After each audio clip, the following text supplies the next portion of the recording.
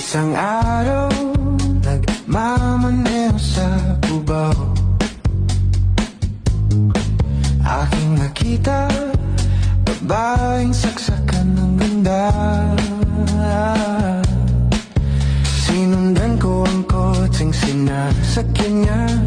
Hindi ko nakitang may dumarating pala. Hindi ko naiwasan, kami biglang nagkabanggaan. Nung magkamalay, ay nasa ospital na ako. Inasikaso ng doktor na pili ng nanay ko.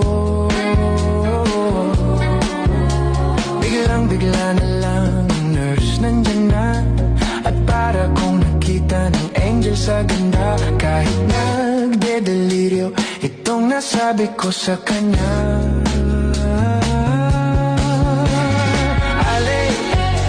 Langit na ba ako? Nasa langit na ba ako? Mama, kayo po ba si San Pedro? Kayo ba si San Pedro? Okay lang sa akin kung ako'y dedo na. Basta't ikaw ang lagi kong kasama. Kaya ale, nasa langit na ba ako? Ale, ale. At paglabas ko, niyaya ko na siyang pakasal. Tinanggihan niya at nasabi may asawa na siya. Dinamdam kong masyadong sinabi niya. Hindi ko nakita hagdan, ubos na. Ako ay nahulog sa semento, ulo ko'y nahuntog.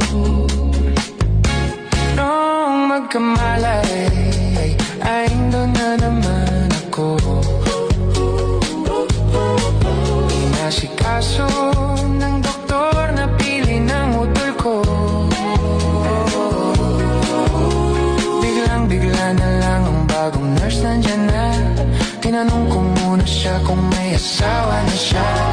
Sabi niya wala, ang puso ko'y biglang natuwa.